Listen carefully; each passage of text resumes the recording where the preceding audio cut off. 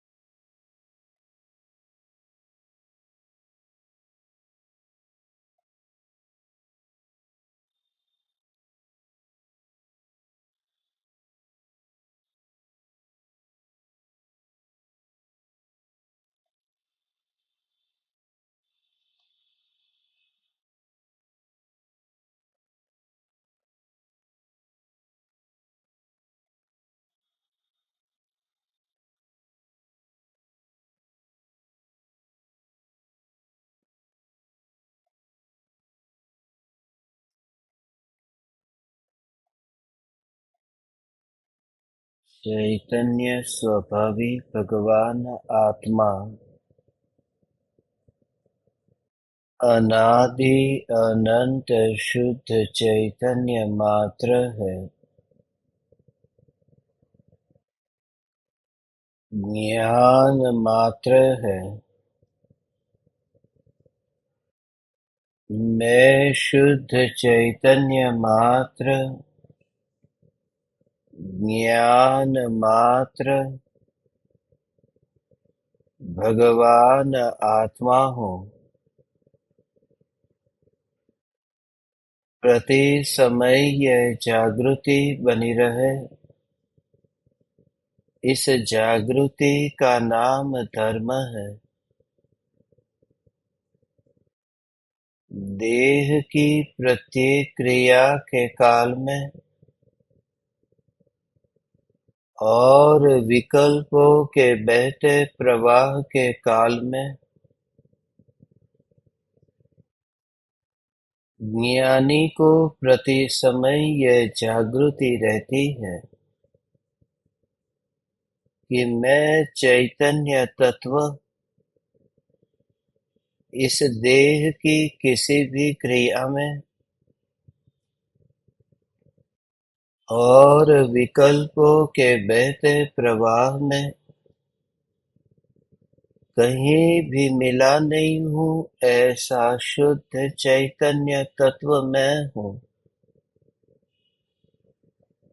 प्रति समय स्वयं की शुद्ध चैतन्य सत्ता का बोध आत्म जागृति ही धर्म है। चैतन्य तत्व की स्व-संवेदन प्रत्यक्ष निर्विकल्प अनुभूति होते ही देह होने पर भी देहातीत दशा प्रकट होती है। इतना ही नहीं, विकल्प होने पर भी विकल्पातीत दशा प्रकट होती है। चैतन्य तत्व की निर्विकल्प अनुभूति होते ही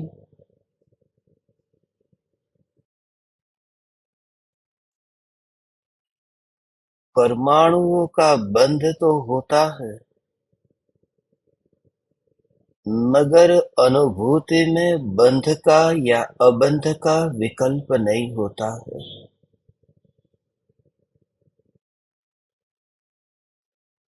जहाँ स्वभाव की अनुभूति होती है, तो स्वभाव में तो न बंध है न अबंध है।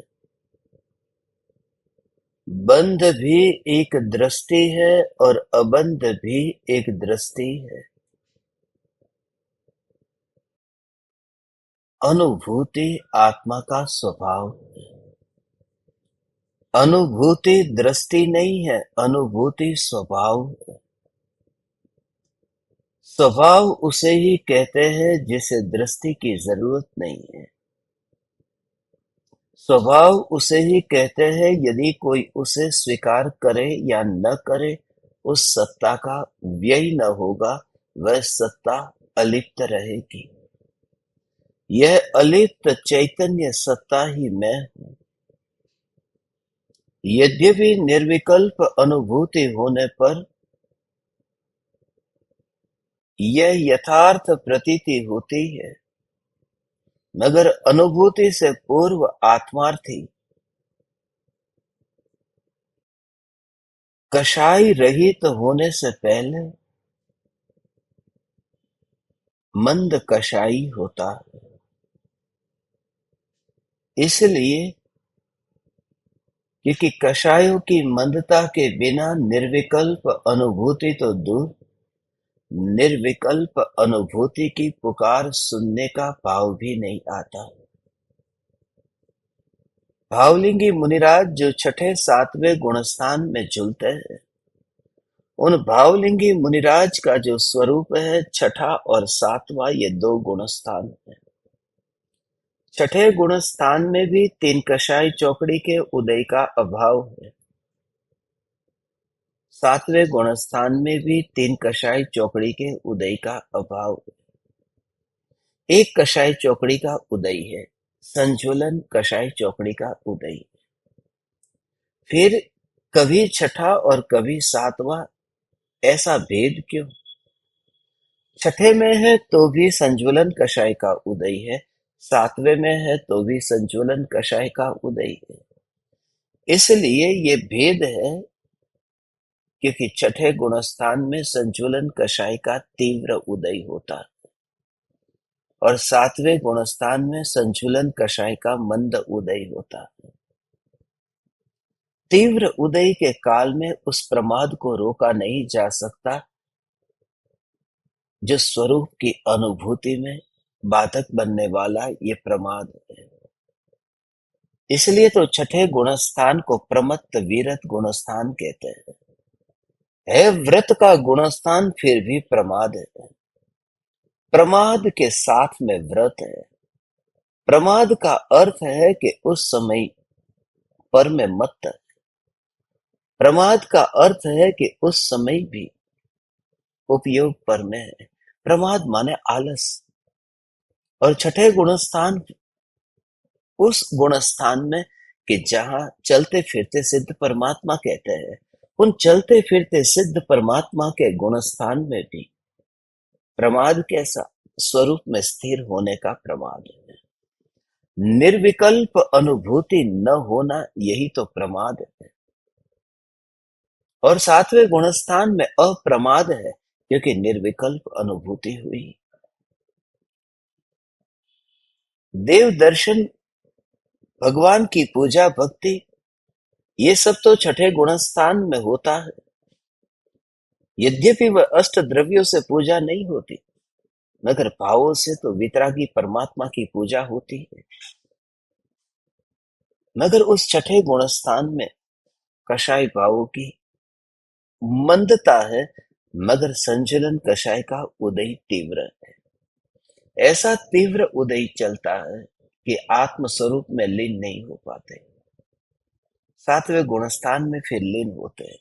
आज परम कृपालु देव हमें आत्मार्थी जीव के लक्षण बताते हुए चार लक्षण कहते हैं, और वे चार लक्षण आत्मज्ञानी होने से पहले ये अनिवार्य है।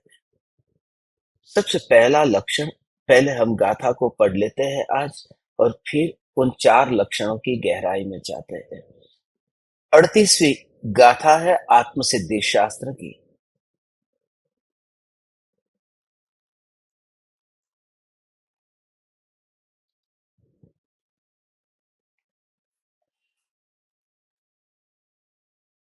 कषायनी उपशांतता मात्र मोक्ष अभिलाष भवे खेद प्राणी दया, त्या आत्मार्थ निवास। जहां कषाय की उपशांतता हो, मात्र मोक्ष की अभिलाषा हो, भव भ्रमण का खेद होता हो और प्राणी मात्र के प्रति दया का भाव हो, वहां आत्मार्थ बसता है।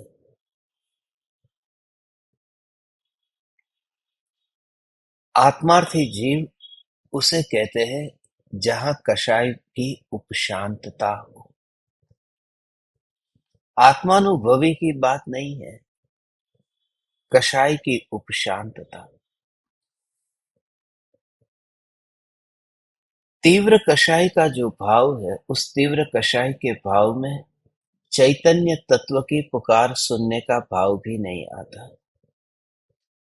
कषाय की मंदता जो है, उस कषाय की मंदता में आत्मा का कोई पुरुषार्थ काम नहीं करता। यद्यपि वह कषाय की मंदता हुई है, मगर उस कषाय की मंदता के काल में भी आत्मार्थी आत्मार्थी ही रह जाता है और आत्मज्ञानी नहीं हो पाता। क्रोध की मंदता, ये जो कषाय की उपशांतता है, इसका सीधा कनेक्शन सदगुरु के साथ में है। इसलिए 37वीं गाथा के तुरंत बाद ये 38वीं गाथा कही। 37वीं गाथा में ये कहा था कि प्रत्यक्ष सदगुरु के योग में वह अपना खोज करता हुआ, वह गुरु का सानिध्य खोजता है। उस सानिध्य में ही वह रहता है और उसके अंतर में एक ही आत्मार्थ, और कोई दूसरा मन में रोग नहीं। अब तुरंत बाद में कहा कि जब गुरु के पास में जाएगा तो 4 प्रकार से ध्यान रहे कि क्रोध की मंदता हो, उपशांता हो, मान की उपशांता हो, माया और लोभ की। उसका कारण क्या? अभाव की बात नहीं है, क्योंकि अभाव तो निर्विकल्प अनुभूति होने पर होगा। मगर जब जीव गुरु के पास में जाता है तो क्रोध के भाव को वहां पर मंद करके जाता है। क्रोध का भाव मंद होना, मंद होना अर्थात क्या?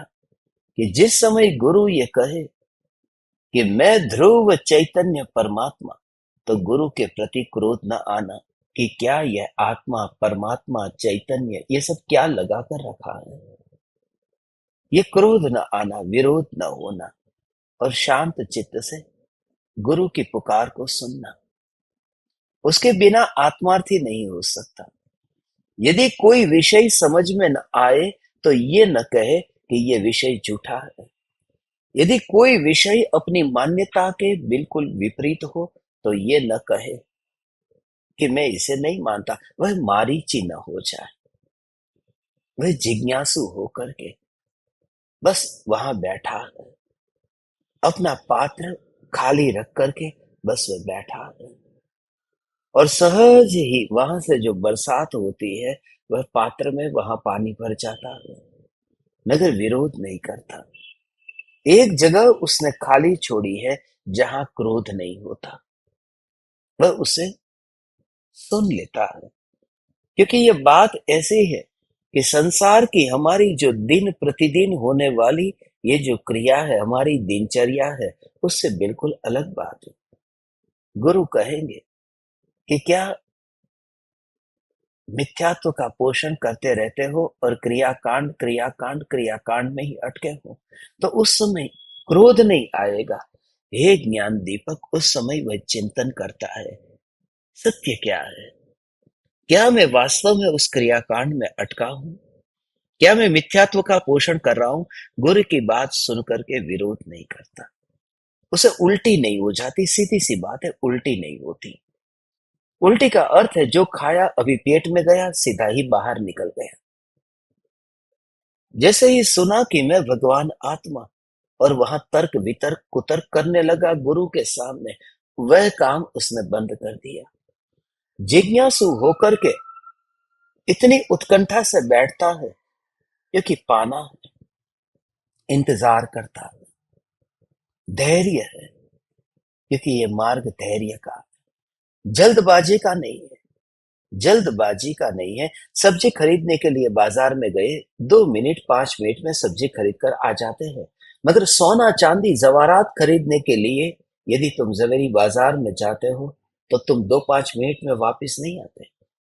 लग जाता है आधा घंटा, 1 घंटा, कभी कभी तो 2-2 3-3 दिन जाते हैं, यहाँ वहां घूमते फिरते, देखते हैं, फिर खोजते हैं, फिर उसे गहराई में जाकर के उसकी जांच करते। क्यों? क्योंकि महंगा है, उसकी महिमा। जहां महिमा है वहां धैर्य होता है, वहां जल्दबाजी नहीं होती।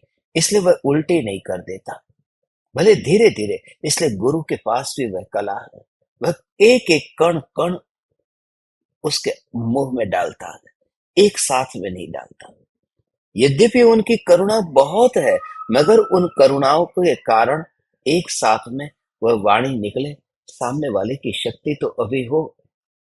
यदि एक टेबल के ऊपर जहां 2 किलो वजन रखने की शक्ति है कि सहन कर सके, वहां 5 किलो रख दिया, टेबल टूट जाएगा। उसका जो असली उपयोग होना चाहिए था वह भी नहीं होगा। इसलिए गुरु शिष्य को देख करके उसकी स्थिति को पहचानते हैं, मगर जो कुछ भी कहे उस समय विरोध न करना। मैं अल्पज्ञानी हूं, मैं अधूरा हूं, मेरे पास में वह दृष्टि नहीं है जैसी दृष्टि है सदगुरुदेव आपके पास में है। क्योंकि आपने आत्मा को भी जाना है, शास्त्र को भी जाना है और जगत को भी जाना है। आपने संसार के मार्ग को भी जाना है और मोक्ष के मार्ग को भी जाना है। आपने निश्चय को भी पहचाना है और व्यवहार को भी पहचाना है। हे सदगुरुदेव, आप जो कुछ भी कहते हैं मैं उसका चिंतन करूंगा। इस प्रकार से अपने कषाय, अपने क्रोध के भावों को गुरु के सामने बाहर न निकालना, ये कषाय की उपशांता है। दूसरा, मान को लेकर के गुरु के पास जब जाता है तब वहां पर अहंकार छोड़ करके नीचे बैठना पड़े, बैठने को तैयार है। वहां जाकर के झुकना पड़ा, झुकने को तैयार है।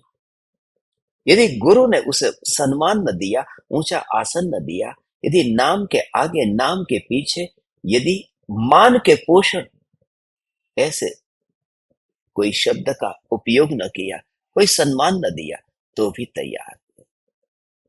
इसलिए जैसा बने ऐसा, बस मुझे ये तैयार है। क्योंकि जो कुछ मिल रहा है, बच्चा कभी बाप से ये उम्मीद नहीं करता कि बाप मेरे नाम के आगे जी लगाकर बोले। बच्चा बाप से इतना ही कहता है, पिताजी मुझे ये खिलौना बहुत अच्छा लगा है। हाथ जोड़ देता है, बाप के गोद में जाकर के सिर रख देता है, उनके साथ में खेलने लगता है, अच्छी अच्छी मीठी मीठी बातें करता है। क्योंकि वह बच्चा समझता है कि बाप मुझे तू कह करके बुला रहा है, मगर उनसे जो कुछ भी मुझे मिल रहा है बस उससे ही तो मेरा प्रयोजन है। और इसी वजह से बच्चे को बहुत कुछ मिल जाता है, क्योंकि उसे गवाने जैसा कुछ भी नहीं लगता। वो एक बच्चा बच्चा होकर के बैठता है। हे ज्ञान दीपक, सदगुरु के पास में जाकर के एक जगह ऐसी छोड़ना कि जहां मान की अपेक्षा न रहे।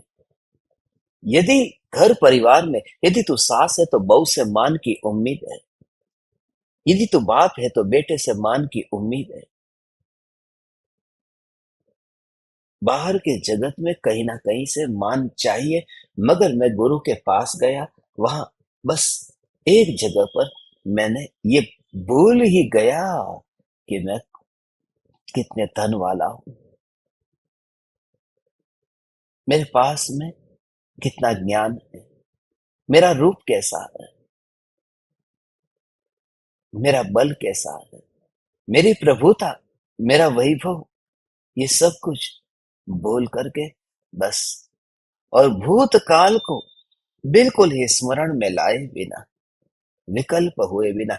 तुम जरा विचार करो कि शेर की अवस्था में यदि भूतकाल में जो जो भी मांस आदि खाया था, उस हिरण की बात नहीं करता, उससे पहले भी मांस खाया था, जन्म से वही तो खाया था, कोई सब्जी थोड़ी खाई थी। कोई घास थोड़ी खाई थी। शेर कोई घास थोड़ी खाता है, मांस तो उसका आहार है। तो जो भी उसने बचपन से जो भी खाया था, उस शेर ने, छोटा बच्चा था तब से ही वही खाना। मगर जिस समय मुनिराज के दर्शन हुए और वह बोध अंदर में हुआ कि तब फिर भूतकाल का स्मरण याद नहीं आता, फिर वहां इतिहास समाप्त हो जाता है। इसलिए हे ज्ञान दीपक, इतिहास भूल करके गुरु के पास में बैठना, ये मान कषाय की उपशांता है। इतिहास भूल करके माने कि जिस समय तू गुरु के चरणों में बैठा है, उससे पहले 1 घंटे पहले तू तिजोरी में 1 करोड़ रुपये रख करके आया था, वह भी इतिहास हो गया। उस इतिहास को भी भूल जा, उसे भी याद मत कर वहां जाकर के। या फिर तेरे पास में कितना सोना चांदी है, कितना बाहर का वैभव, उसे याद नहीं करना है कि बस वहां पर मैं एक जिज्ञासु हूं। मैं धनपति नहीं हूं, करोड़पति भगवान के समोसरण में जाता ही नहीं है। इंद्र भगवान के समोसरण में नहीं जाते, इंद्र और भगवान के समोसरण में नहीं जाते, जिज्ञासु जाते हैं, सुपात्र जीव जाते हैं। इंद्र इंद्र होकर के यदि वहां बैठे तो फिर पा ही न सके, क्योंकि खुद इंद्र इतना वैभव और वहां पर नग्न भगवान। यदि ये अकड़ता रही कि मैं इंद्र हूं, तो वहां से जो पाना है वो मिले ही नहीं। वहां रह करके जो पीना है वो पी सकेगा ही नहीं। इसलिए बस थोड़ा थोड़ा तुम विचार करोगे तो भगवान तुम पाओगे कि वह मान का भाव गुरु के पास में जाते ही छूटने लगता है। कोई उम्मीद नहीं है वहां से। इतना पर्याप्त है कि उन्होंने मुझे परमात्मा कहकर के पुकारा, इतना बड़ा सम्मान दिया। और इतना बड़ा सम्मान उन्होंने नहीं दिया, उन्होंने कहा कि अनंत तीर्थंकर परमात्माओं ने तुझे सम्मान दिया है, अनंत परमात्माओं ने तुझे ये सर्टिफिकेट, ये प्रमाण पत्र दिया है। उस प्रमाण पत्र को मैं तेरे पास पहुंचाने के लिए आया हुआ पोस्टमैन हूं। तेरे इतने वैभव और गुणगान गाने वाले, तब फिर उस गुरु के पास में कोई उम्मीद में कैसे रखो कि मुझे सम्मान मिले। बस गुरु के पास जाकर के वहां माया नहीं करता। माया इसलिए नहीं करता क्योंकि जब तक अंदर कुछ और बाहर कुछ और, तो इलाज होगा कैसे। इसलिए जो कुछ भी है वह व्यक्त कर देता है। वहां प्रदर्शन करने का भाव नहीं आता। दुनिया के सामने प्रदर्शन करने का भाव आए। लोन लेकर के घर खरीदा है और घर को सजाया है, अभी 20-20 साल तक वो लोन चुकाने वाला नहीं है। हर महीने की 1 तारीख को सिर पर बोझ है, मगर फिर भी मेहमान को जब वह वेलकम करता है तो अंदर में गुदगुदी होती है। तो दुनियादारी में वहां पर माया की, वह माया इतनी खतरनाक नहीं है। ऐसा जीव भी सम्यक दर्शन पा लेता है, वह इतनी खतरनाक नहीं है जितनी खतरनाक गुरु के साथ की गई माया है। वहां अंदर कुछ और बाहर कुछ और। उसी वजह से ही तो हे स्त्री, तुझे स्त्री का भाव मिला, क्योंकि अंदर और बाहर इसमें एकता नहीं थी, द्वंद था, कपट था। चेहरा कुछ और था और मोहरा कुछ और था। और मोहरा पहनने के कारण चेहरा बदल नहीं जाता, सिर्फ धोखा दिया जा सकता है। तो गुरु के पास जाकर के यदि मैं कुछ भी नहीं जानता, तो मैंने कह दिया मैं नहीं जानता। जो भी भाव है मैं व्यक्त कर देता, उससे ऑपरेशन हो, उससे पता चले कि मैं कहां कहां अटक रहा हूं। मैं स्वीकार करता हूं, यही तो परम कृपालु देव की सरलता है। ये सरलता कौन सी कि मैं पापी हूं, पामर हूं, कर्म रज से मलिन हूं, ये सरलता है। और गुरु के पास में जाकर के वहां लोभ नहीं। कौन सा लोभ? स्वर्ग का लोभ या फिर कोई चमत्कार का लोभ? या फिर संसार के विषय के सुखों का लोभ, ये सब लोग गुरु के पास जाकर के नहीं रहा। तब चारों प्रकार के कषाय जिसके अंतर में उपशांत हुए हैं, वह आत्मज्ञान नहीं पाता। वह तो गुरु के मुख से निकलने वाली वाणी को सुनने के लिए सुपात्र होता है। जब वह वाणी को सुनने सुपात्र होता है और फिर वाणी को सुनता है, क्योंकि ये तो बात कषायों की मंदता की है। और ऐसा हो चुका था, हे ज्ञान दीपक, ऐसा हो चुका था भूतकाल में। हम जब समूह शरण में गए थे तो क्या क्रोध से गए थे? जब समूह शरण में भगवान के चरणों में बैठे थे तो क्या अहंकार लेकर के बैठे थे? और अपने पाप को लेकर के भगवान के पास में गए। यदि अपने को धर्मी मान लिया होता तो फिर घर से निकलता ही क्यों? और वहां पर भगवान के समूह शरण में जाकर के मांगा क्या था? द्रव्यलिंगी मुनि होकर के भी हम गए थे, मगर मांगा क्या था? कुछ भी तो नहीं मांगा। फिर भी क्यों भटका? इसलिए क्योंकि कषाय की उपशांतता होना अलग बात है और मिथ्यात्व उपशांत होना अलग बात है। जब कषाय उपशांत होने लगे तब उन उपशांत रूप कषाय के ऊपर मत बैठना, ये जागृति रहे। दोनों प्रक्रिया साथ में चलेगी। जब भी निकट काल में समय मिलेगा, मैं आप परमात्माओं के साथ में ये भावना पाता हूँ, वह एक अपूर्व कनेक्शन फील करना है। वह अपूर्व कनेक्शन ऐसा है कि जिस समय कषाय मंद होते हैं और उस मंद कषाय के काल में तत्व विचार चलता है, मैं चैतन्य, मैं चैतन्य। और उस समय मिथ्यात्व मंद होता है, मगर मिथ्यात्व जब मंद होता है तब वो कषाय के ऊपर बैठना जो होता था उससे उठने लगता है। फिर और मिथ्यात्व मंद होता है, मंद मंद मंद मंद।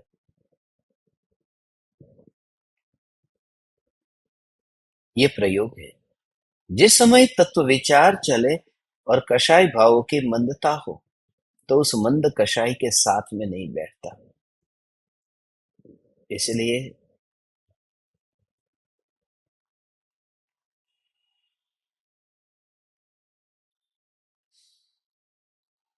उसके साथ में नहीं बैठता।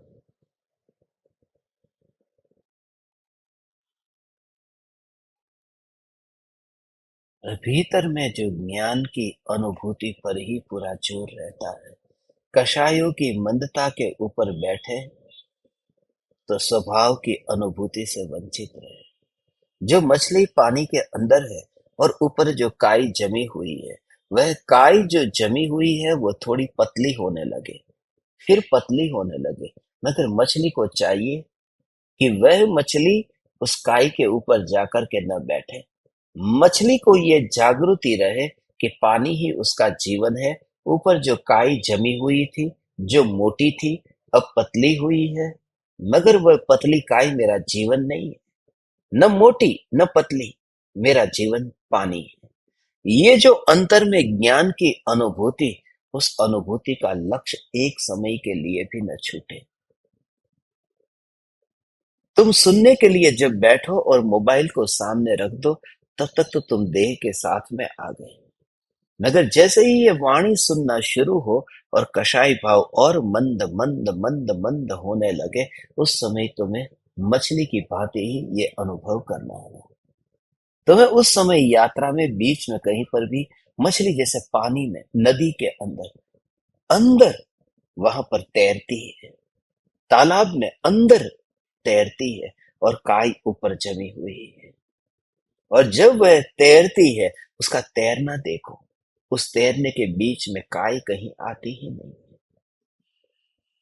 उसके तैरने के बीच में कोई दीवार नहीं आती, वह तैरती रहती और वह उसका जीवन है। मैं आपको ऐसा अनुभव के लिए भगवान कहता हूं कि जिस समय ये कषाय भाव मंद हो, ये काय जो जमी हुई है वह मंद हो, उस समय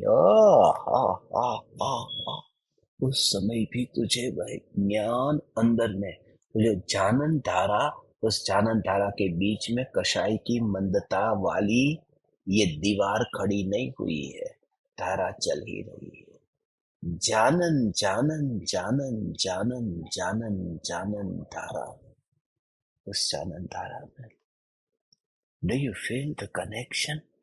वह जो जानन धारा, उस जानन धारा में वह विकल्प नहीं है। कषाय की मंदता जो हो रही है, उस कषाय की मंदता से क्या लाभ है? बस बस वह जो अंतर में, वह जो अंतर में अनुभव अनुभव अनुभव अनुभव अनुभव अनुभव अनुभव अनुभव, उसके ऊपर मत बैठ। जैसे यहाँ अग्नि और ज्योति चल रही है, और ये हाथ है, तेरा हाथ यहाँ पर ज्योति को तू छू रहा है, वहां धुआं भी है, मगर पहले जो धुआं था वह धुआं ज्यादा था, अब धुआं कम हुआ। धुआं ज्यादा था, धुआं कम हुआ, मगर उस धुएं के कम होने की वजह से पहले भी तुझे उष्णता अनुभव में आ रही थी, अग्नि की उष्णता का अनुभव हो रहा था। तो धुआं जब कम हो जाएगा तो उष्णता के अनुभव से तू धुएं के ऊपर थोड़ी बैठेगा, तू अनुभव तो अग्नि की उष्णता का ही करेगा ना, भले ही वो धुआं कम हो रहा है। ऐसे ही कषाय की तीव्रता से कषाय जब उपशांत होता है, तब आत्मार्थी के अंदर में ये प्रयोग चलता है। वह उपशांत रूप कषाय में फंसने की संभावना बहुत है। इसलिए बहुत है क्योंकि काली लड़की अच्छी नहीं लगती थी, गोरी लड़की अच्छी लगती है। वह बहाना था कि मुझे लड़की अच्छी नहीं लगती, बहाना इसलिए था क्योंकि काली थी। ये कषाय की काली माँ जो थी वह मीठी नहीं लगती थी, मगर जब कषाय मंद होता है तब वह मीठा लगने की संभावना बहुत है। इसलिए तो इसलिए तो यहाँ जो स्त्रियों को छोड़ करके दीक्षा लेकर के बैठ गए थे और स्त्रियों से दूर रहे थे, वही स्वर्ग की देवांगनाओं के साथ में क्यों बैठ जाते हैं? क्योंकि काली में रस नहीं था, वहां गोरी मिल गई। यहाँ पत्नी में रस नहीं था, वहां देवी मिल गई। ऐसे ही तीव्र कषाय में रस नहीं है तो मंद कषाय में फिर अटक जाता है। हे ज्ञान दीपक, उस समय यह जागृति रहे। कषाय की मंदता के काल में उस मंद कषाय पर न बैठना। करना आज रात्रि में सोने से पहले ये विचार कि कषाय की मंदता जो है, उस कषाय की मंदता में वहां न बैठना। ये देखो, कषायनी उपशांतता मात्र मोक्ष अभिलाष, भवे खेद प्राणी दया, त्या आत्मार्थ निवास। ये पहला लक्षण है कषाय की उपशांतता। ये पहला लक्षण है आत्मार्थी का। मात्र मोक्ष अभिलाष, ये दूसरा है। तीसरा है भवे खेद, और चौथा है प्राणी दया। ये चार लक्षण है, ये आत्मार्थी जीव के ये लक्षण है। मगर ये जो 38वीं गाथा है, ये 38वीं गाथा में और 108वीं गाथा में समानता है। खाली अंतर इतना है कि 108वीं गाथा में जिज्ञासु के लक्षण बताते हुए वहां पर सब एक एक सा ही है। कषायनी उपशांता मात्र मोक्ष अभिलाष यहाँ तक समान है। वह जो भवे खेद, ये भी समान है। प्राणी दया, बस प्राणी दया शब्द में प्राणी के बदले में फिर वहां अंतर दया, आत्मार्थी प्राणी दया और जिज्ञासु अंतर दया, ये बात बताई। क्योंकि दोनों के बीच में करुणा के भाव के बिना धर्म समझ में नहीं आता, और करुणा के अभाव के बिना धर्म प्रकट नहीं होता। और इस वजह से करुणा भाव शब्द का उपयोग किया। शास्त्र में जहां बताया करुणा भाव के बिना धर्म होगा कैसे, करुणा भाव, मगर वहां पर वो संधि को जोड़ा है, करुणा भाव, और करुणा प्लस अभाव, उसमें भी करुणा भाव ही होता है। कोई बड़ा भाव नहीं हो जाता, करुणा भाव। अभाव, अभाव, करुणा भाव, करुणा अभाव। करुणा भाव जो है बस उसी का नाम प्राणी दया है, और करुणा का जो अभाव है उसी का नाम अंतर्दया है। वहां पर वह शुभ भाव नहीं। तो कषाय की उपशांतता जो हुई है, उस उपशांतता में वह वहां पर बैठना नहीं। खींचने के लिए वृत्ति बहुत चाहेगी, इसलिए क्योंकि इस प्रकार का भाव कभी आया नहीं था, और पूर्व में आया है तो अभी स्मरण नहीं है। क्योंकि मुनि हुए तो कषाय तो मंद हुए होंगे, मगर वह भाव अभी स्मरण में नहीं है। इसलिए इस समय जो स्मरण में आता है तो उसमें ही जीव का अटकना हो जाता है। जो जो दशा अभी की है उसमें भी तुलनात्मक अध्ययन करता है, ऐसा कि पूर्व में मेरे परिणाम जो पाप के थे उससे बेहतर हुए, या फिर मैं अभी उस स्थिति में हूं जिस स्थिति में तुम नहीं हो। तुम अभी कीचड़ में पड़े हो, तुम्हें 24 घंटे में एक बार भी आत्मा की याद नहीं आती, मगर मेरे अंतर में तो बार बार आत्मा आत्मा आत्मा। मैं तो हर एक घटना में आत्मा घटित करता हूं। बैठ गया वो फिर से वो कषाय की मनता के कीचड़ के ऊपर। इसलिए ये मार्ग बहुत सकड़ा है और फंसने की संभावना है। इसलिए कषायों की मंदता तो होती ही है, मगर उस मंदता पर बैठना नहीं होता। सम्राट का सिंहासन कीचड़ नहीं हो सकता। कषाय की उपशांतता, कषाय की उपशांतता कोई भी हो वह शोभा नहीं देता। मोटा कपड़ा पहने तो मुनि कैसे हो सकता है? पतला होगा, बिल्कुल पतला होगा तो मुनि हो जाएगा। ऐसा तो स्वरूप नहीं है। क्यों? क्योंकि जब हम निर्ग्रंथ कहते हैं तो कपड़ा मोटा है या पतला है, बात वह नहीं है। बात है कि कपड़ा है या नहीं। तो कषाय की उपशांतता हो तो उपशांता भी है ना, तो वो मैं नहीं हूं। होगा वह लक्षण, आत्मार्थी का लक्षण है कषाय की उपशांता। आत्मा का लक्षण तो कषाय से न्यारा है।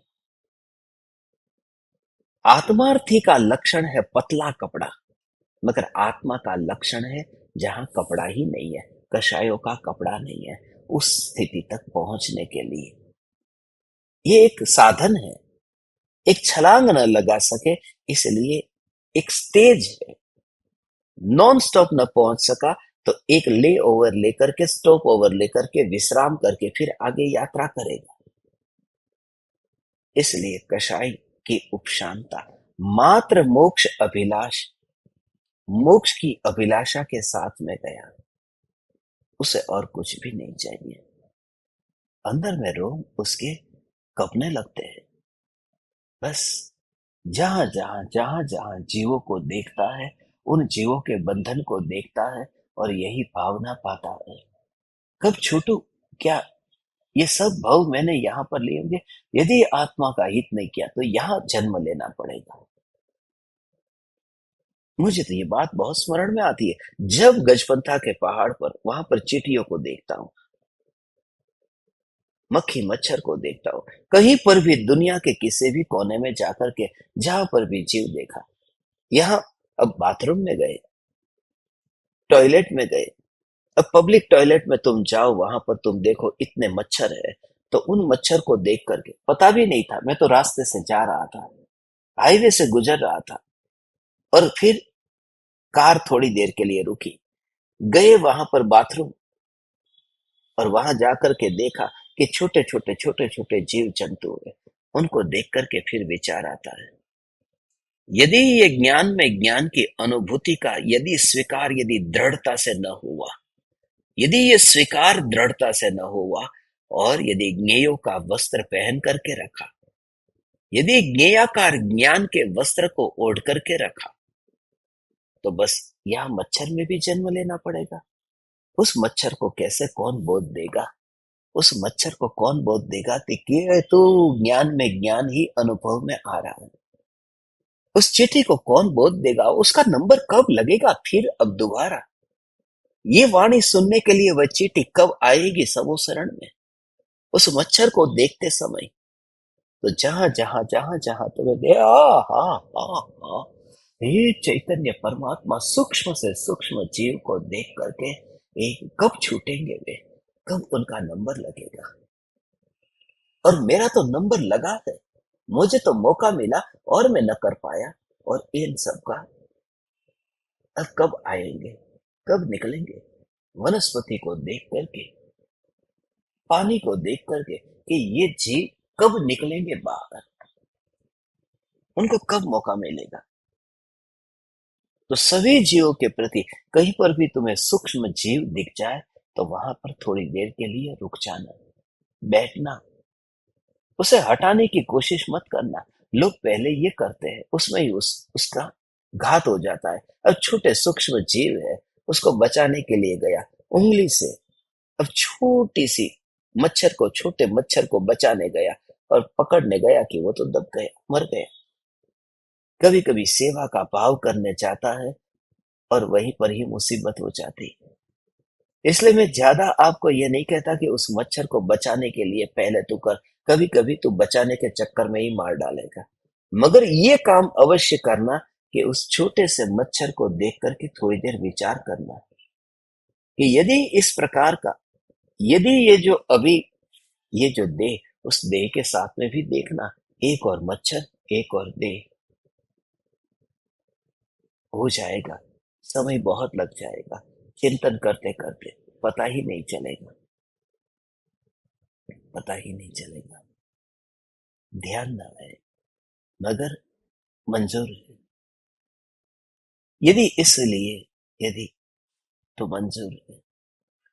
बस ये विचार, ये विचार, ये विचार उस छोटे से मच्छर को देख करके, बस यही जागृति, प्रति समय यह जागृति, देह की प्रत्येक क्रिया के काल में यह जागृति कब निकलना होगा इनका।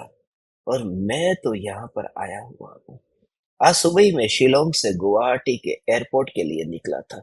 वहीं पर ही कार, ये मेरा स्वयं का अनुभव कहता, कार रुकी और वहां पर शौचालय में इतने सूक्ष्म जीव, होगा हजारों की संख्या में इतने सूक्ष्म जीव। अब भारत के पब्लिक टॉयलेट तो ऐसे हैं कि जहां जाए तो कितनी बीमारी लेकर के आए वह तो बाद की बात है, पहले तो इतने सूक्ष्म छोटे छोटे छोटे छोटे इतने जीव, उनको देख करके एक दो तीन ऐसे, अरे भगवान, यदि मैंने आत्मा का हित नहीं किया तो वहां पर जन्म होगा। यदि मैंने आत्मा का हित नहीं किया तो वहां पर फिर मुझे कौन सुनाएगा, उनके पास में क्या अवसर है। तो फिर थोड़ी देर तो मैं इन हाथ के परमाणुओं को और मच्छर के परमाणुओं को देखता ही रहा हूं, बचाने नहीं गया। कितनी देर लग गई, देर लग गई, भागना पड़ा फ्लाइट पकड़ने के लिए। आखिरी कॉल था मगर वो मंजूर है, यदि फ्लाइट छूट जाती तो भी मंजूर है। उस समय हाथ को और मच्छर को, मच्छर का ढेर था, हाथ एक था, मगर फिर भी यहां भी परमाणुओं का ढेर था। हे सिद्ध परमात्मा, हे सिद्ध परमात्मा, तुम्हें ये मौका कैसे मिले अभी, तुम्हें मैं कैसे सुनाऊं, तुम्हारे पास में कान नहीं है, कैसे कहूं तुम सोचो, तुम्हारे पास में मन नहीं है। और मैं भी तुम जैसा ही था, फिर यहां आया हूं और ये आखिरी मौका है, कुछ वर्षों का खेल है। इसलिए हे ज्ञान दीपक, कषाय की मंदता तो होगी, मगर उस मंद कषाय के साथ में फिर मोक्ष की अभिलाषा होगी, मोक्ष की ही अभिलाषा होगी और कोई अभिलाषा नहीं, और उसे कुछ भी नहीं चाहिए। तोता क्या चाहता है, एयर कंडीशन नहीं चाहता, वो मिर्ची और आम ये नहीं चाहता, तोता परफ्यूम नहीं चाहता, तोता ये नहीं चाहता कि उसके सामने रंग बिरंगी फूल खिले, तोता ये नहीं चाहता कि कोई उसे मधुर संगीत सुनाए। तोता एक ही चाहता है कि बस पिंजरे से बाहर निकले। वह नहीं चाहता कि उसे एयर कंडीशन में रखा जाए, उसे स्पर्शनेन्द्रिय में न एयर कंडीशन चाहिए, न उसे मिर्ची और आम चाहिए, रसनेन्द्रिय चाहिए, न उसे सुगंधित फूल चाहिए, न उसे रंग बेरंगी फूल चाहिए, न उसे घ्राणेन्द्रिय, न चक्षु इंद्रिय, न उसे संगीत सुनने में रस है। उसका रस इतना ही है कि पिंजरे से निकलो। जब साधक की दशा ऐसी हो जाती है, जब वह इतना भर जाता है, अब विषयों से मैं अपने को भरना नहीं चाहता, अब तो मैं विषयों से मुक्त होने के लिए बस एक ही भावना पाता हूं जिसमें विषय नहीं है। ऐसा जो दृष्टि का विषय, बस यही न्यायक मैं हूं। मोक्ष के अतिरिक्त और कुछ भी नहीं चाहिए। परम कृपालु देव कहते हैं कुछ मत मांगना, मांगना पड़े तो बस सिर्फ इतना मांगना कि मोक्ष चाहिए और कुछ भी नहीं चाहिए। ये भी व्यवहार की ज्ञानी की करुणा, करुणा करुणा करुणा करुणा करुणा है। हे ज्ञान दीपक, हे ज्ञान दीपक, ये जागृति एकमात्र मोक्ष की अभिलाषा के अतिरिक्त मेरे अंदर में कोई ऐसी इच्छा न रहे। प्रतिकूलता से छूटना नहीं चाहता,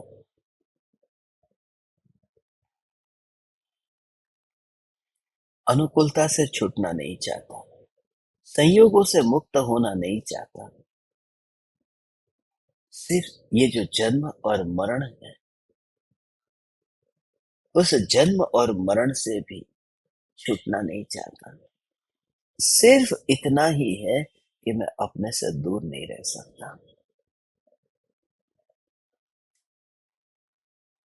ये विरह सहा नहीं चाहता। मोक्ष की अभिलाषा अर्थात अपने से विरह अब सहा नहीं चाहता, क्योंकि तू ही मोक्ष स्वरूप है। उस स्वरूप की अनुभूति ही तो मोक्ष है।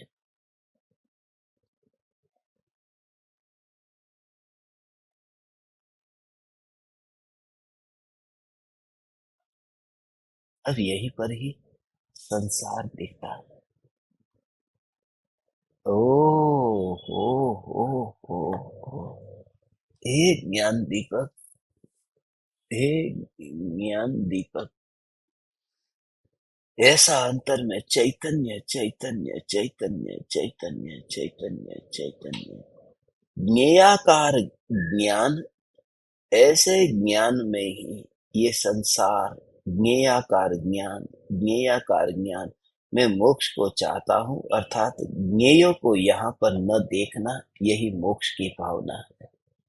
ज्ञान मुक्त है, ज्ञेयों से मुक्त है, ज्ञेयों से बंधा नहीं है। और जब बंधा ही नहीं है तो अनुभूति की कल्पना भी क्यों? उस कल्पना से छूटना ही मोक्ष की अभिलाषा है। बस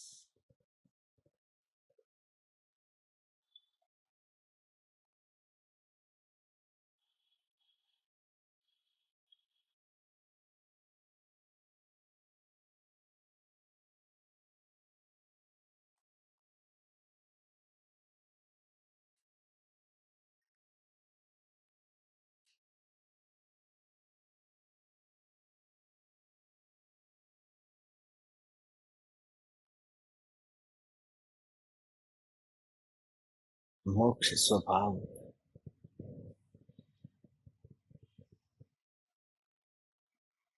और ज्ञानाकार ज्ञान, यह ज्ञान, यह ज्ञान, यही जो अनुभव में आता हुआ ज्ञान, यही तो स्वभाव है। बस खींचातानी नहीं करना, ये बेईमानी छोड़ देना, ये कल्पना छोड़ देना। कोई कल्पना करे, ये दुनिया सारी मेरी है। कहते हैं कि तू मूर्ख है, न जाने कैसे कल्पना करता है। कोई कल्पना करे कि मैं इस अभिनेत्री के साथ में शादी कर लूं, ये कल्पना कितनी झूठी है। किसी से कहे तो कहे पागल हो गया है, ये हो ही नहीं सकता, उसकी तू कल्पना करता है। मैं प्रधानमंत्री हो जाऊं, मैं राष्ट्रपति हो जाऊं, मैं उस पद पर जाके कि भाई तू नहीं हो सकता, ये कल्पना छोड़। मगर ये तो कभी हो भी जाए, मगर जो नहीं हो सकता उसकी कल्पना किए, और जो नहीं हो सकता वह क्या है? वह यही है कि ये जो जगत के ज्ञेय है, उन ज्ञेयों का अनुभव नहीं हो सकता, अनुभव ज्ञान का ही हो सकता है। और जो नहीं हो सकता है उसकी कल्पना न करना, अर्थात ये कल्पना छूट जाना कि ये जो कुर्सी है ये अनुभव में आ रही है। अभी शरीर गर्म है, बुखार आया है, तो ये गर्म का अनुभव हो रहा है, बस ये कल्पना। पैर में कांटा चुभा, अरे मुझे कांटा का अनुभव हुआ, ये कल्पना। सभी में घटित कर देना, बस सब में घटित करना, सब में घटित करना। अब मुझे नींद आ रही है, नींद आ रही है, मैं सोता हूँ, अब मैं सो जाता हूँ, तो सो जाता हूँ ये विकल्प आया, और कल्पना की कि ये विकल्प आया है। अनुभव हुआ है ज्ञान का, कितनी भी गहरी नींद होने पर भी ज्ञान में ज्ञान की ही अनुभूति हो, ऐसा भगवान आत्मा का स्वभाव है। कितना भी प्रमाद हो, कितना भी विकार हो, ओ हो, इसलिए तो सम्यक दर्शन पा लेता है सातवें नरक में कि ऐसी मार काट करने के भाव में भी ज्ञान ज्ञान ज्ञान ज्ञान ज्ञान ज्ञान। हे पृथ्वी, तू तो अनुभव में आती ही नहीं थी, इसलिए मेरा स्वभाव तेरे कारण नहीं था। ऐसे ही बस तुम मिलते रहो, तुम तुम्हारा काम करो। अब उसका हिसाब भी मैं नहीं लगाता। मैं बैठ गया, हाथ के ऊपर जैसे ही हाथ रख करके ऐसे ही मैं बैठ गया था। थोड़ी देर में हाथ के ऊपर हाथ रख करके मैं बैठ गया, फिर कार में आकर के बैठ गया। थोड़ी देर के लिए मैं बैठ गया, और बस पता नहीं कब एयरपोर्ट आ गया। मगर हाथ के ऊपर हाथ था, वह मच्छर पूरा परिवार था। इतने मच्छर गिनती नहीं हो सकती, इतने इतने इतने इतने जमे हुए हैं वहां पर मच्छर, बस। और वहां पर मैं उसे उड़ाने न गया, उनके साथ में उन्हें उड़ान तकलीफ न देने गया, उनके साथ में कुछ खाली देख करके ही वापिस आ गया। बस देखते ही ऐसा लगा कि यहाँ बाथरूम जाने में भी उन जीवों को थोड़ी तकलीफ होगी, कहीं ना कहीं। मैं चुपचाप आ गया, मगर गाड़ी में आकर के हाथ के ऊपर हाथ रखा, तब फिर ये चार उंगली, ये चार उंगली, ये अंगूठा, ये अंगूठा, ये एक के ऊपर दूसरा हाथ गाड़ी के ऐसा है। और उस समय मच्छर का ढेर ही है। वो मच्छर जो वहां छूट गए हैं, ये मच्छर के परमाणु। वहां उसका परिवार था, वहां मच्छर का परिवार था, ये परमाणुओं का परिवार है। और उधर बैठना मत, उसे छूना मत, थोड़ी भी छूना मत, बस खाली दृष्टि हटाकर चुपचाप तुम आ जाना। हे ज्ञान दीपक, फिर तो इस देह को ऐसे ही तुम बैठना, और उनका पूरा ऐसे परमाणु का बस परिवार है, ये परमाणु का परिवार है। और जो परिवार में जहाँ गेट टुगेदर होता हो, वहां आमंत्रण न आए तो अपनी नाक कटवाकर फिर वहां पर मत पहुंच जाना। कोई नहीं बुला रहा है, फिर तो क्यों जा रहा है? फिर वहां झांकने की जरूरत क्या है? जिस गेट टुगेदर में तुझे बुलाया नहीं गया, तो परमाणु हाथ के ऊपर हाथ धरा है। फिर तुझे पता नहीं है कि कार चल रही है, या तू एयरपोर्ट पे जा रहा है, घर पे जा रहा है, विमान में बैठा है, तुझे पता नहीं है। ये प्रयोग करते हुए कि बस शरीर के आ और उस समय ही ज्ञान की ही यात्रा होती है, ज्ञान की ही यात्रा होती है। क्योंकि ज्ञान की जो यात्रा है, मैं ट्रैवलिंग में हूँ, मैं ट्रैवलिंग में हूँ, मैं ट्रैवलिंग में हूँ। मैं तुम्हारे गेट टुगेदर में नहीं आ सकता। तो परमाणु हाथ के ऊपर हाथ धरे हो और ट्रैवलिंग चल रहा है। वह ट्रैवलिंग कौन सा, कार का नहीं, जानना जानना जानना जानना जानना जानना जानना। और यही यात्रा काल जैसे आगे चलता है, ट्रैफिक आया, कार रुक गई, सिग्नल आया, कार रुक गई। मगर ये यात्रा रुकती ही नहीं, यहाँ कोई ट्रैफिक, कोई सिग्नल, कोई कोई अंतराय नहीं आता। हे ज्ञान दीपक, हे परमात्मा, हे चैतन्य परमात्मा, ये जो ज्ञान की धारा है, परमाणुओं के गेट टुगेदर में जब तुझे बुलाया नहीं गया और तू व्यस्त है, जानना जानना जानना, कह दे क्षमा करना मैं नहीं आ सकता, तब फिर देह पड़ा ही रहेगा। इतना भी बोले बिना बस तेरी यात्रा होती रहे। तो हे चैतन्य परमात्मा, do you feel the connection when I से it's a flowing nature of the knowledge, just flowing nature of the knowledge, जानना जानना जानना और परमाणु का वहां पर होना। No, no assortment at all। उस मच्छर का नाम क्या है, दूसरे मच्छर का नाम क्या है। आज जैसे ही मैंने वो दृश्य देखा, बस एक ही कि उनका हे मच्छर, तुम यहाँ, तुम यहाँ, तुम यहाँ, सब जगह देखना। जहां जहां तुम्हें मक्खी दिख जाए, मच्छर दिख जाए, चींटी कीड़े मकोड़े दिख जाए, जहां पर तुम्हें ऐसा कुछ भी ऐसा दिखे, तो उस समय ये भगवान यही यही यही यही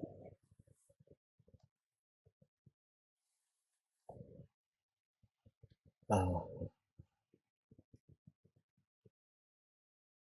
मात्र मोक्ष अभिलाष, भवे खेद प्राणी दया। भव है खेद, आत्मार्थी जीव को भव का खेद रहता है, जन्म मरण का खेद है, अच्छा नहीं लगता, मजबूरी लगती है। इस देह में जीना मजबूरी है, क्या करूं, जिया भी न जाए और मरा भी न जाए, क्या करूं। ऐसा ही है, शादी के बाद में अक्सर पति पत्नी ऐसे ही जीते हैं, साथ में जिया जा नहीं सकता, रोज की झंझट है, और तलाक ले नहीं सकते क्योंकि समाज में बदनामी का भय भी है। वह जीना ऐसा ही है, मजबूर, ऐसा मजबूर लगे, मैं मजबूर परमात्मा, ऐसी मजबूरी लगे, मेरे बस में कुछ भी नहीं है। हे ज्ञान दीपक, इसलिए सम्यक दृष्टि को जो देह के परमाणु में मोह तो नहीं रहा, मगर देह के परमाणु को नष्ट करने का भाव भी नहीं आता, खेद बना रहता है। संसार परिभ्रमण का खेद है, और जहाँ खेद होता हो वहां उत्साह नहीं होता, वहां उल्लास नहीं होता, खेद होता है। इसलिए जन्मदिन जो है, जन्म और मरण, मरण तो अभी आया नहीं, मगर जन्म हो चुका है। जन्म पीछे है, मरण आगे है। जन्म दूर जा रहा है, मरण नजदीक आ रहा है, और प्रति समय एहसास होता है कि बस जिंदगी की किताब से एक पन्ना और निकल गया। आज का दिन गया, जिंदगी की किताब से एक पन्ना और निकल गया। तो खेद रहता है, और वह खेद दुख नहीं है, वह खेद है। दुख में तो डूब जाता है और खेद में जाग जाता है। दुख में तो वह अपने को संभाल नहीं पाता, बेहोश हो जाता है। यहाँ दुख नहीं भोगता है, परिभ्रमण का दुख नहीं भोगता, उसे खेद होता है।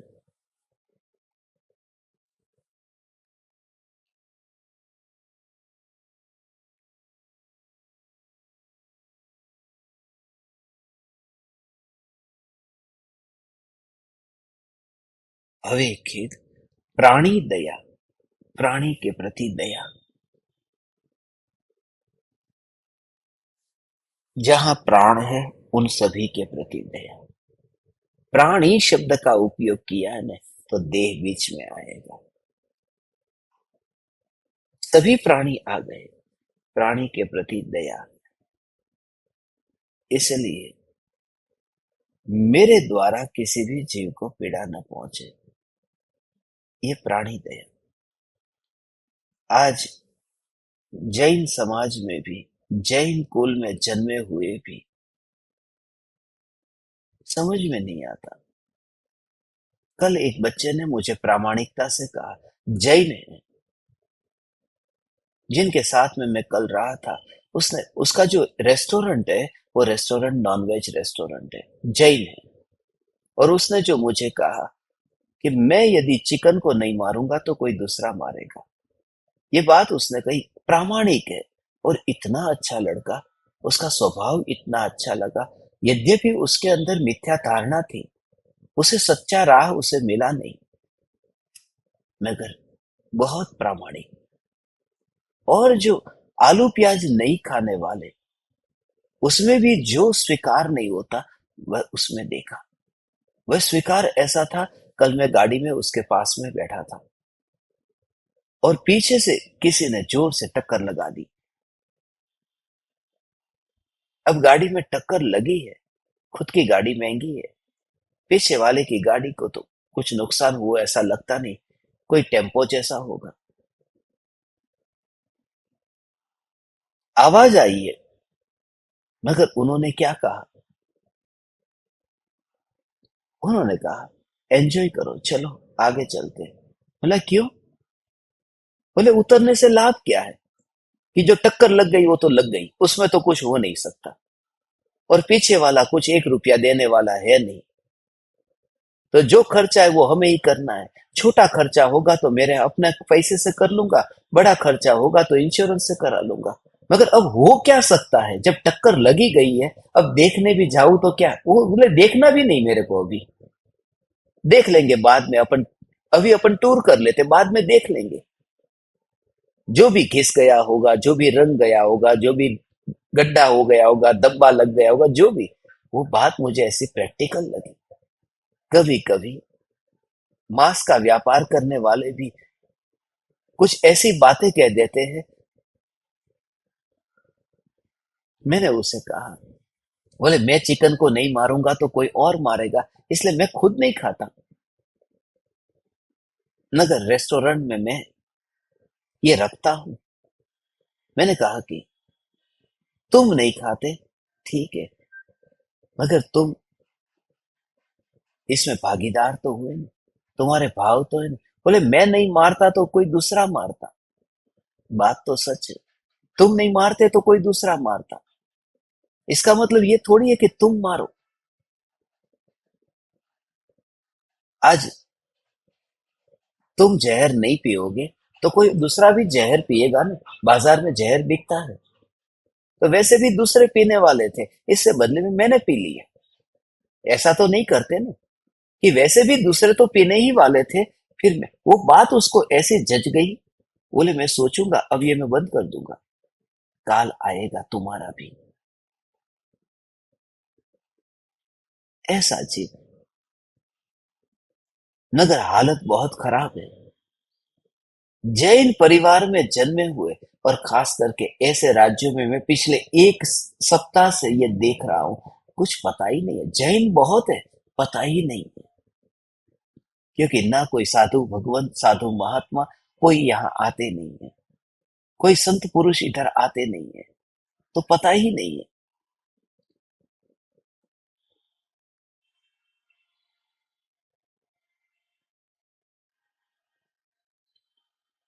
भोजन करने के लिए एक जगह में बैठा था। अब उनको ऐसा लगा कि ये कुछ इतनी सी रोटी खाएंगे, और मैंने कुछ ज्यादा खा ली, तो बोला,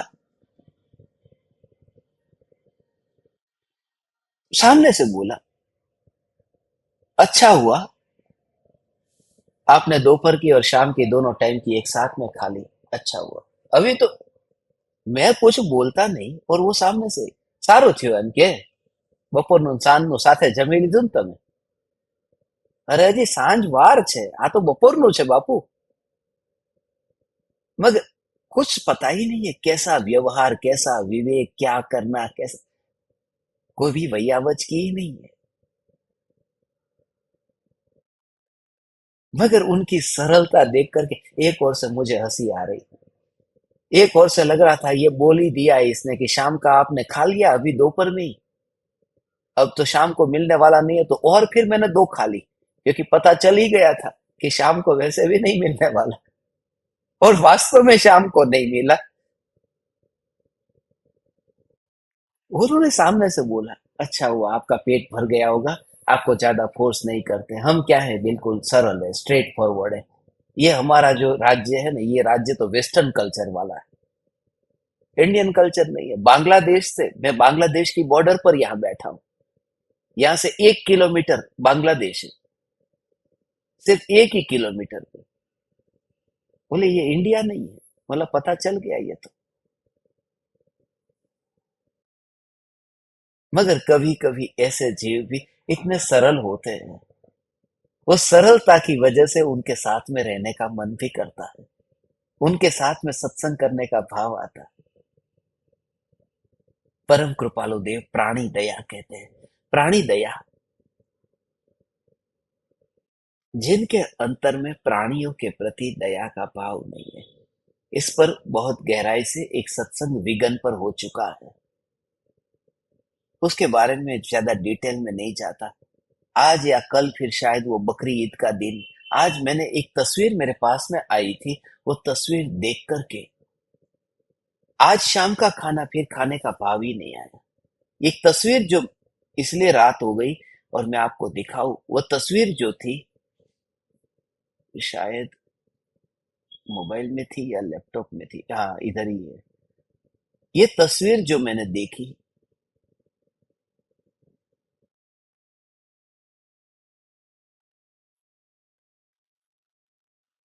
आपको दिख रही होगी।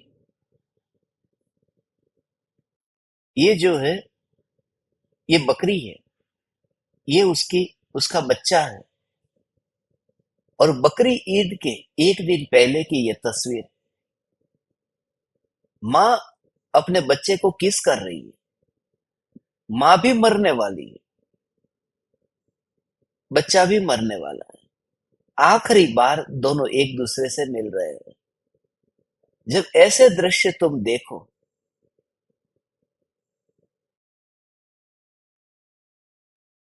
तो तुम्हें लगे, और इनको, ऐसे मासूम प्राणियों को मार करके, धर्म के नाम पर मार करके कहाँ जीव पहुंचेंगे। मगर हे ज्ञान दीपक, ये दृश्य देख करके ऐसा लगता है हमने अनंत बार इस प्रकार का, ऐसा अनंत बार कटे हैं, अनंत बार हमने काटा है। बस ये देख करके ऐसा लगता है कि ये सब देखना ही न पड़े, और ये देखना न पड़े इसका अर्थ ये है कि बस अब हमारा ध्यान वहां भटकना ना। एक ज्ञान दीपक, एक ही उपाय है, फिर स्वरूप, एक ही उपाय है, क्योंकि दुख तो होता है, ये देखते समय दुख होता है, फिर न खाने का भाव आता है।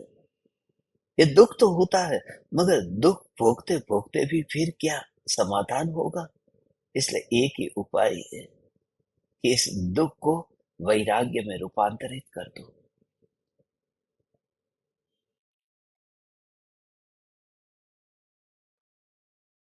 ऐसी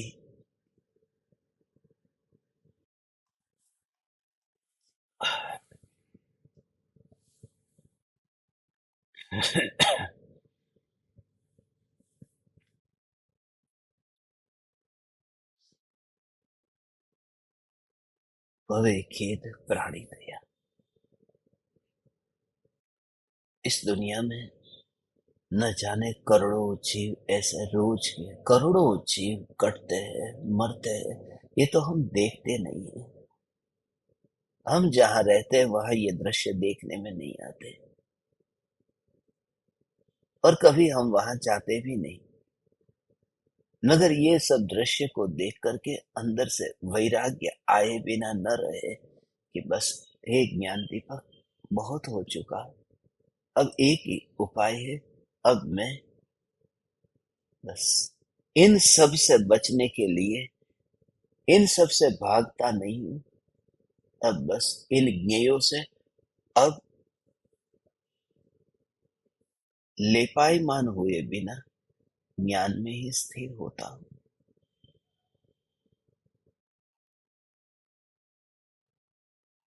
और ये हमारे सबके भव है। हमने न जाने कैसे कैसे कैसे कैसे कैसे ये चढ़ाने की जो प्रथा है, ये खतरनाक प्रथा है। फिर बकरा चढ़ाना हो या चावल चढ़ाना हो, ये चढ़ाने की प्रथा ही खतरनाक प्रथा है। अनुभूति की बात ही नहीं आती। अनुभूति उसका नाम है जहां न चढ़ाना हो, जहां न गिराना हो। पराये जानवरों के बच्चे को चढ़ा दिया और अपने ही बच्चे को गिरा दिया। लगता ही नहीं है कि कुछ पाप किया। प्राणियों के प्रति, अपने बच्चे के प्रति करुणा नहीं, अपने ही कुछ कहने जैसा नहीं है। बातें बहुत बहुत बहुत। हमने ऐसे ही जानवरों को चुना, जिन जानवरों को भक्षण करने में मजा आए और धर्म के नाम पर। कभी शेर को चढ़ाने का भाव नहीं आया, कभी वाघ को चढ़ाने का भाव नहीं आया, कभी कुत्ते को चढ़ाने का भाव नहीं आया। ये सब ये सब धर्म के नाम पर जितनी भी मायाचारी चल रही है। कहता था ना मैं, कलकत्ता में काली को बकरा चढ़ाने वाला एक व्यक्ति था। फिर उसने बकरा चढ़ाना बंद कर दिया।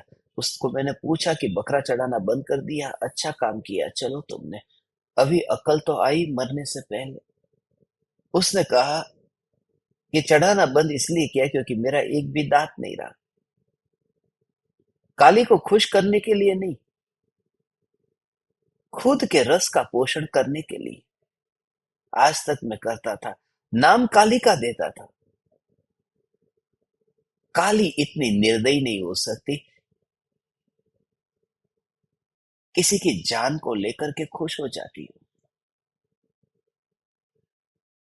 हे ज्ञान दीपक, इससे अहोभाव आता है।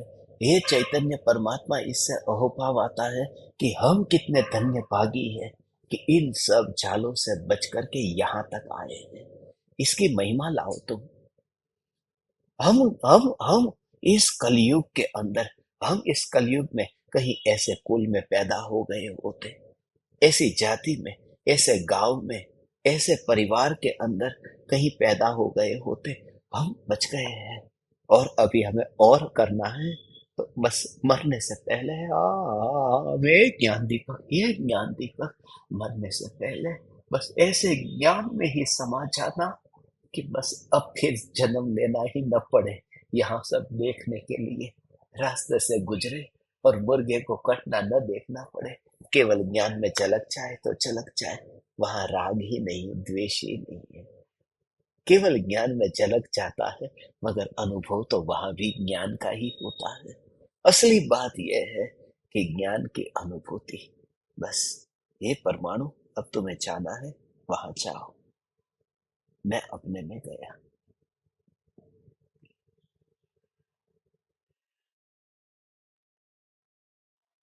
ओ हो, ऐसा अंतर में भाव, ऐसा भाव।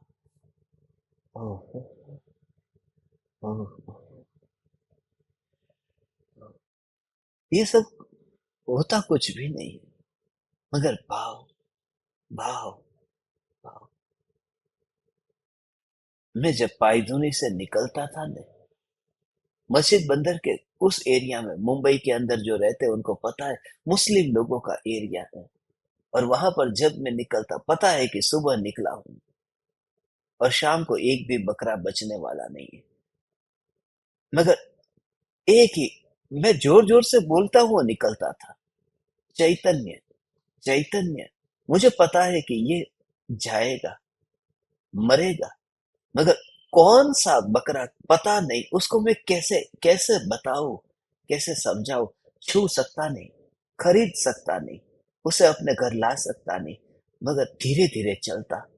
जब क्लास पढ़ाने जाता था, लोगों को पता है कि वहां से ही 104 105 नंबर की बस पकड़ करके नेपियन सी रोड और वाल्केश्वर जाता था। मगर जब जब बस पकड़ने के लिए घर से निकलता, तो वहां पर भी चैतन्य चैतन्य चैतन्य उसके कान के पास में। उन मुसलमानों को ऐसा होता कि ये बकरे के पास में जाके क्या कर रहा है, मगर एक ऐसा भाव आता था कि उसके आत्मा में भी चैतन्य, पता नहीं कोई तीर्थंकर की दिव्य ध्वनि सुना हुआ आत्मा कटने से पहले कोई स्वरूप में लीन होकर के मिथ्यात्व को काट दे, कोई कसाई उसे काटे उससे पहले उसका मिथ्यात्व कट जाए। इस भाव से एक एक एक एक जीव के पास में चैतन्य चैतन्य चैतन्य चैतन्य चैतन्य। हाँ, क्लास कम होते थे उस समय, पढ़ाई के लिए पढ़ाने के लिए जाता था, कम पढ़ाता था, मगर पूरी लाइन से ऐसा देखता था मैं, हे चैतन्य परमात्मा, धन्य भागी है हम, हमारा महाभाग्य है भगवान कि परम कृपालु देव मिले हैं। और परम कृपालु देव मिले जिन्होंने प्राणी दया भी कहा, और ये कहा कि उन जीवों के प्रति भी दया करना जो अज्ञान से।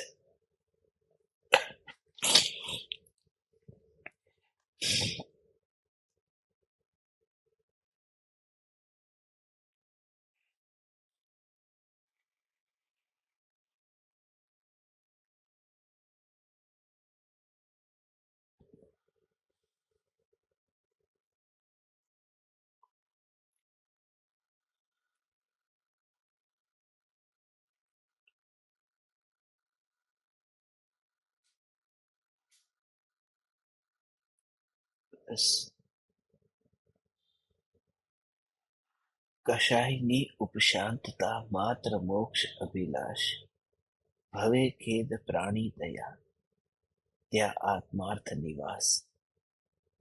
हे ज्ञान दीपक, प्रार्थना करता हूँ उस स्वरूप की अनुभूति और उस अनुभूति में ही स्थिरता हम सभी को प्रकट हो। इस जगत के प्रत्येक जीव को ऐसे स्वरूप की अनुभूति हो, ऐसी हम प्रार्थना करते हैं, मंगल भावना पाते हैं। अनंत अनंत वंदन, अनंत अनंत प्रणाम। चैतन्य चैतन्य चैतन्य।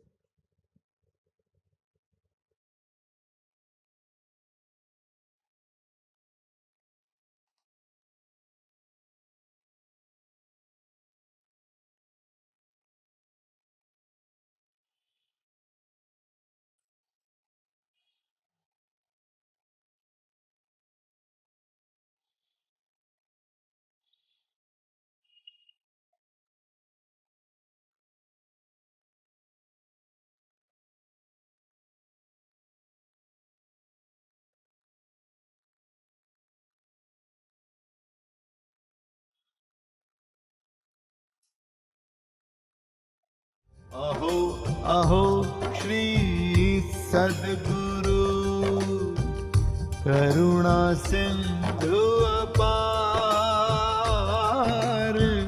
इस पामर पर प्रभु किया अहो अहो उपकार,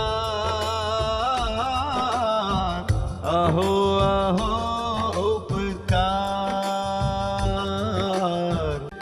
देह सहित जिनकी दशा, वरते देहाती